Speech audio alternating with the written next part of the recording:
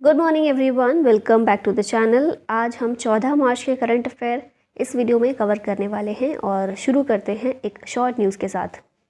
तो न्यूज़ ये है कि हमारी आयुष मिनिस्ट्री जो है वो ऑर्गेनाइज़ करने जा रही है योगा महोत्सव 2023। कहाँ पर? नई दिल्ली में ताल कटोरा स्टेडियम में 13 से 15 मार्च के बीच ऑर्गेनाइज़ किया जाएगा, यानी कि आज इसका दूसरा दिन है।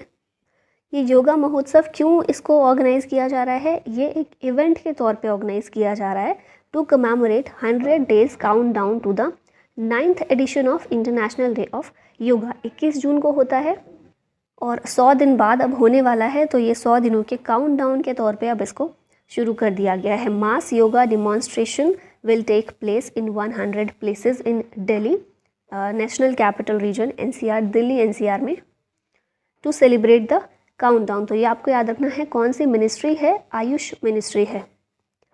क्वेश्चंस पर आते हैं। Which song one best original song eight Oscar 2023?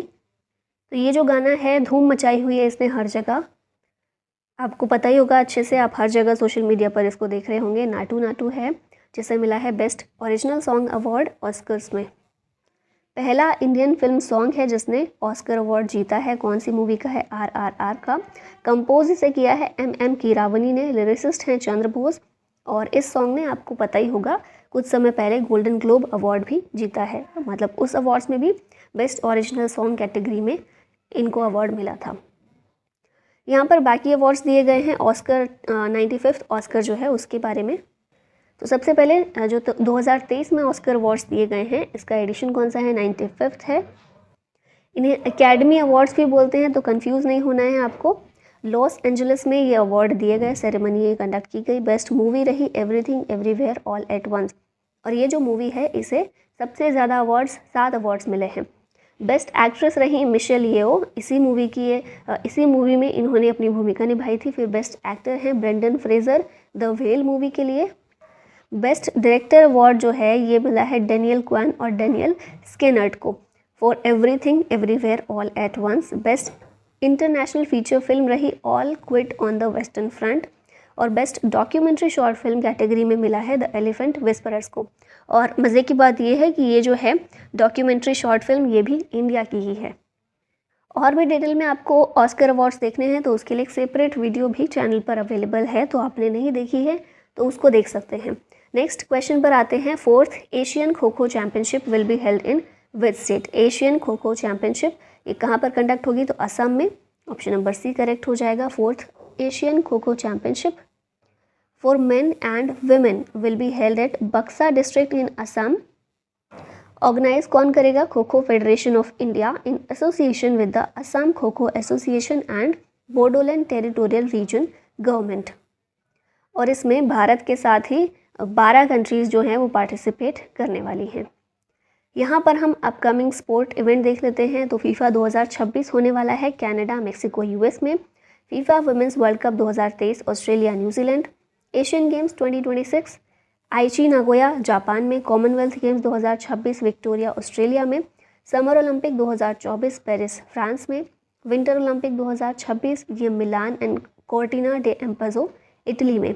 Mains ICC world cup 2023 India में। फिर 2026 में men's FIH hockey world cup Belgium और नेदरलैंड्स में। वर्ल्ड बॉक्सिंग चैंपियनशिप 2023 ये ताशकंद उज्बेकिस्तान में। वर्ल्ड बैडमिंटन चैंपियनशिप 2023 ये कोपेनहेगन डेनमार्क में कंडक्ट किया जाएगा। यहाँ पर स्पोर्ट्स टूर्नामेंट और चैंपियंस भी देख लेते हैं जो अभी हो चुके हैं, क्योंकि एग्जाम्स में तो बिल्कुल पूछ ही लेते हैं कुछ भी question. 15th men's hockey world cup 2023 इसमें जर्मनी विनर रहा है। फिर खेलो इंडिया यूथ गेम्स 2023 महाराष्ट्र जीता। 2022 फीफा वर्ल्ड कप अर्जेंटीना जीता है, इसका ये 3rd टाइटल है। फिर रणजी ट्रॉफी 2022 सौराष्ट्र ने अपने नाम की है। विजय हजारे ट्रॉफी भी सौराष्ट्र जीता है। IPL 2022 गुजरात टाइटंस जीता था, ये इसका पहला टाइटल, क्योंकि पहली बार ही ये टीम ने डेब्यू किया। दुलीप ट्रॉफी 2022-23 वेस्ट जोन ने अपने नाम की। फिर ICC men's T20 world cup 2022 England जीता। Pro kabaddi league 2022 Jaipur pink panther जीता, इसका ये 2nd टाइटल था। ऑस्ट्रेलियन ओपन 2023 सिंगल्स में देखें तो मेंस कैटेगरी में नोवाक जोकोविच और वुमेन कैटेगरी में आरेना सबालेंका बेलारूस की। Which railway zone achieved 100% electrification of entire broad gauge. तो ये है हमारा सेंट्रल रेलवे जोन, 100% इलेक्ट्रिफिकेशन इसका हो गया है on all broad gauge route almost 3825 kilometers. Last जो नॉन इलेक्ट्रिफाइड सेक्शन बचा हुआ था सेंट्रल रेलवे का वो था Ausa road Latur road on Solapur district on Solapur division. तो इसको भी फरवरी 2023 में इलेक्ट्रीफाइड कर दिया गया और इसी के साथ 100% इलेक्ट्रिफिकेशन अचीव इसने कर लिया है। क्या इससे फ़ायदा होगा? तो ये हेल्प करेगा in reducing carbon footprints of 5.204 lakh tons every year and also saves 1670 crore annually. तो जो कार्बन फुटप्रिंट है उसको हेल्प करेगा उसको कम करने में, और भी बहुत से फ़ायदे देखने को मिलेंगे ही पर्यावरण के लिए, क्योंकि इलेक्ट्रिफिकेशन हो गया है, मतलब अब कोयले का इस्तेमाल यहाँ पर नहीं होगा। तो इसके डायरेक्टली और इनडायरेक्टली बहुत सारे फ़ायदे हैं। नेक्स्ट यहाँ पर देखते हैं अब, हाँ ये भी देख लीजिए, हेडक्वार्टर्स सेंट्रल रेलवे जोन जिसकी हम अभी बात कर रहे थे, मुंबई में इसका हेडक्वार्टर है। वेस्टर्न रेलवे जोन का हेडक्वार्टर भी मुंबई में है। नॉर्दर्न रेलवे जोन नई Delhi, eastern railway zone Kolkata west Bengal में, फिर southern railway zone Chennai Tamil Nadu, east central railway zone Hajipur Bihar में है इसका headquarter, west central railway zone का है जबलपुर एमपी में, कोलकाता मेट्रो रेलवे जोन इसका हेडक्वार्टर कोलकाता में है, साउथ वेस्टर्न रेलवे जोन इसका हुबली कर्नाटक में, ईस्ट कोस्ट रेलवे जोन का है भुवनेश्वर उड़ीसा में, और सदर्न कोस्ट रेलवे स्टेशन और रेलवे जोन इसका है विशाखापट्टनम आंध्र प्रदेश में। Who became first to take 50 wickets by bowling the fewest balls for India? सबसे कम बॉल्स पर 50 विकेट्स लेने वाले कौन बन गए हैं पहले? तो ये हैं अक्षर पटेल। तो ऑप्शन नंबर ए यहाँ पर करेक्ट हो जाएगा। ऑस्ट्रेलिया के अगेंस्ट जो सेकेंड इनिंग चल रही थी भारत की, उसके दौरान ही इन्होंने ट्रेविस हेड को क्लीन बोल्ड किया और उसी के साथ ही बन गए इस तरह के पहले प्लेयर। इस विकेट के साथ ही Akshar has become the bowler to take 50 wickets by bowling the fewest balls for India. इनसे पहले ये रिकॉर्ड जो है 50 विकेट्स का, ये था जसप्रीत बुमराह के पास में। अक्षर पटेल ने अपना 12th मैच खेला है और इसी में इन्होंने ये बड़ा रिकॉर्ड बना लिया है, अपने नाम कर लिया है। यहाँ पर वो प्लेयर्स मेंशन किए गए हैं जिन्होंने हाल ही में अपने रिटायरमेंट की घोषणा की है। तो सुरेश रैना जो हैं इन्होंने की है, इंडिया के ये प्लेयर हैं। फिर जोगिंदर शर्मा इंडिया से हैं, मुरली विजय ये भी इंडिया के हैं, और रोबिन उथप्पा, राहुल शर्मा ये सारे इंडियन प्लेयर्स हैं जिन्होंने अभी रिटायरमेंट अपना अनाउंस किया है। सुरंगा लकमल श्रीलंका के, केविन ओब्रेन ये आयरलैंड के, फिर क्रिस मॉरिस हैं साउथ अफ्रीका, ड्वेन प्रिटोरियस हैं साउथ अफ्रीका के, हाशिम अमला भी साउथ अफ्रीका, और बरहान बेहरडीन भी साउथ अफ्रीकन प्लेयर्स हैं। टिम ब्रेसनन ये इंग्लैंड के हैं, फिर किरोन पोलार्ड ये वेस्ट इंडीज़ के हैं, Aaron Finch Australia, Ross Taylor New Zealand, Colin de Grandhomme New Zealand के, और मोहम्मद हाफिज़ पाकिस्तान के प्लेयर हैं। फिर क्रिकेट कप्स एंड ट्रॉफीज़ यहाँ पर हैं, रिवाइज कर लेते हैं। ये कौन सी है? Ranji trophy, Duleep trophy, Deodhar trophy, Vijay Hazare trophy, Syed Mushtaq Ali trophy और द एशेज़ टूर्नामेंट। ये सारे जो हैं क्रिकेट से रिलेटेड हैं। Which bank of USA has collapsed recently? अभी हाल ही में देखा गया कि अमेरिका का एक काफ़ी बड़ा बैंक जो है वो कोलैप्स हो गया है, और काफ़ी ये न्यूज़ में आ रहा था क्योंकि जो वेस्टर्न इंस्टीट्यूशंस हैं जो तरह तरह के इंडेक्सेस निकालते हैं, रिलीज़ करते हैं, उन्होंने हमारे देश में जब अडानी का वो कंट्रोवर्सी चल रही थी उसको बहुत अच्छे से कवर किया गया। लेकिन जब यूएसए का एक बहुत बड़ा बैंक के कोलैप्स हो गया तो उनका बहुत ज़्यादा कुछ रिएक्शन नहीं था, या उन्होंने इतने अच्छे से उसे कवर नहीं किया। तो इस बारे में बहुत ज़्यादा बातें चल रही थी, क्योंकि ये बहुत बड़ी बात है। आर्थिक मंदी की तरफ हमें ले जाने वाली ये बड़े बड़े बैंक्स ही होते हैं, और जो डेवलप्ड कंट्रीज़ के बैंक्स होते हैं। क्योंकि 1929 के दौरान जब आर्थिक मंदी आई थी उस टाइम भी हमने देखा था कि जो वेस्टर्न कंट्रीज़ हैं, यूएसए है, यूके है, इनके ही बड़े बड़े बैंक्स जो हैं वो कोलैप्स हो गए थे, जिसकी वजह से पूरी दुनिया पर उसका असर देखने को मिला था। तो अभी हम ये देख रहे हैं दूसरा, अगले 2-3 हफ्तों में ये दूसरा बैंक है यूएसए का जो कोलैप्स हुआ है। कौन सा है? सिलिकॉन वैली बैंक है। और पहला कौन सा था? Silver gate. अभी हाल ही में इसको देखा गया था कि कोलैप्स हो गया है।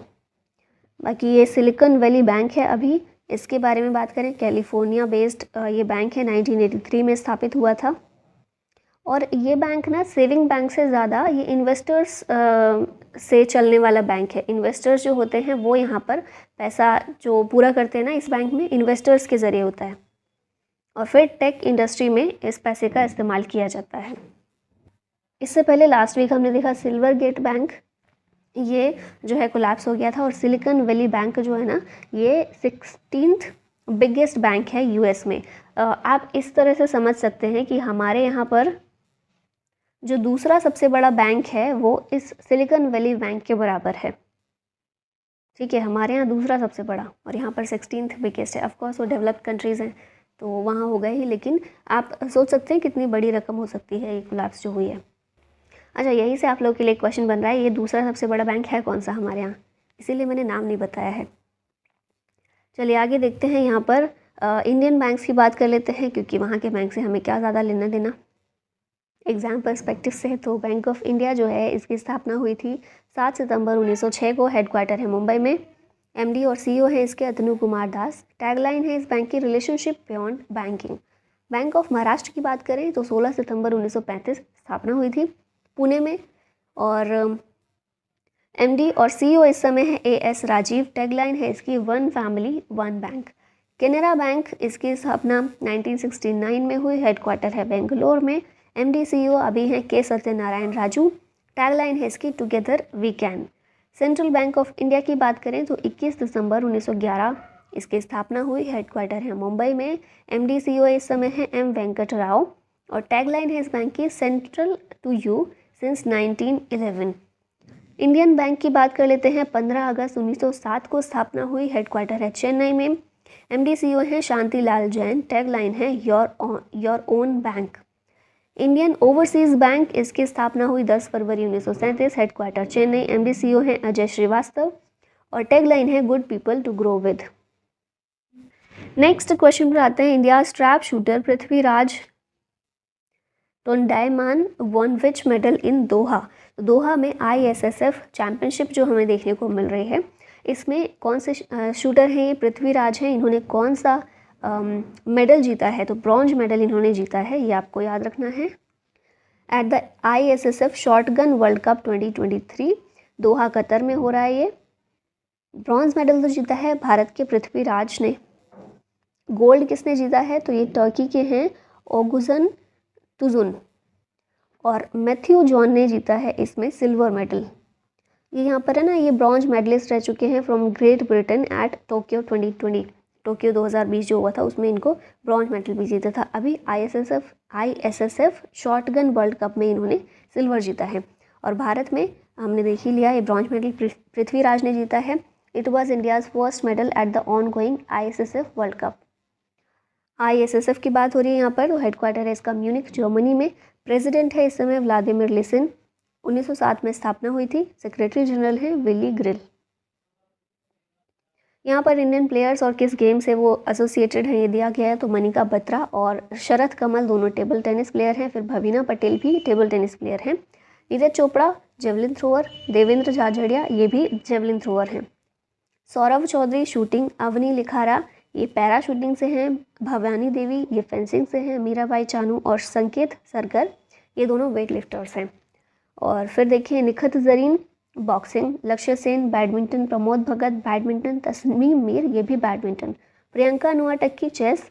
पूजा जात्यान आर्चरी। ऋषभ पंत क्रिकेटर हैं। पंकज आडवाणी स्नूकर हैं। विनेश फोगाट और रवि कुमार दहिया ये दोनों रेसलर्स हैं।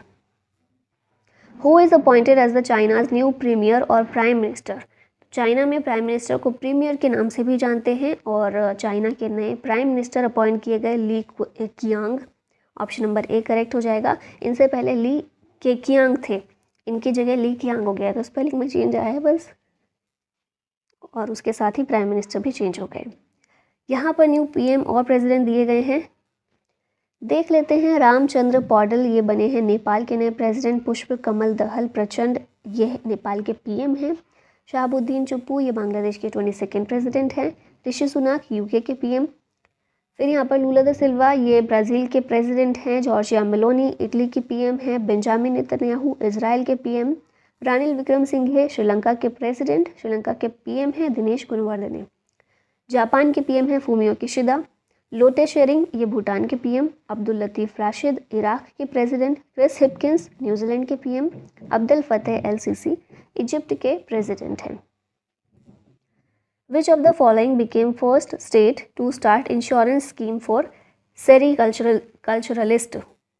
सेरीकल्चरिस्ट? सेरीकल्चरिस्ट रेशम उत्पादकों को बोलते हैं। और कौन सा पहला स्टेट बना है जिसने इंश्योरेंस स्कीम रेशम उत्पादकों के लिए शुरू की है? ये Uttarakhand, option number D correct हो जाएगा। ये पहला स्टेट है जिसने रेशम कीट बीमा स्कीम ये शुरू की है। ठीक है, स्कीम का नाम क्या है? रेशम कीट बीमा स्कीम।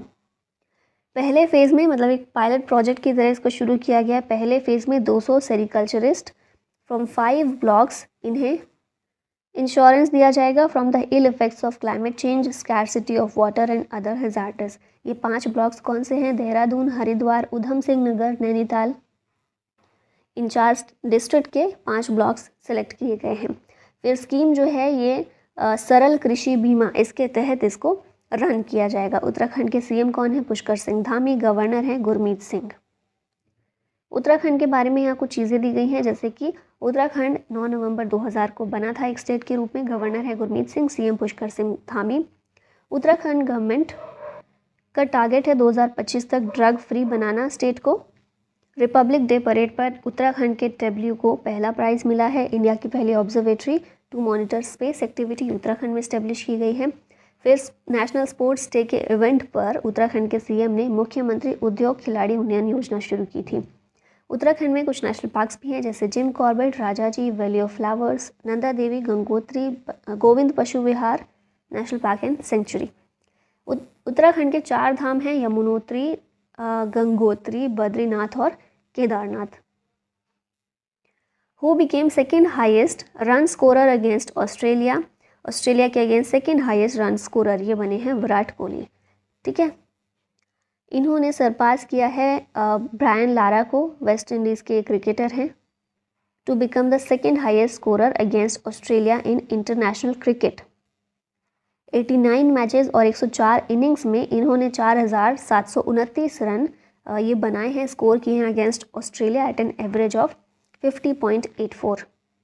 और इन्होंने ये जो लैंडमार्क है कब अकम्प्लिश किया? तो India's 4th and final test of the border Gavaskar trophy against Australia at Ahmedabad. Next question है, who inaugurated 118 kilometre long Bengaluru Mysuru expressway project? ये एक्सप्रेसवे प्रोजेक्ट इसको लॉन्च किया है पीएम मोदी ने, तो यहाँ पर ये आंसर करेक्ट हो जाएगा।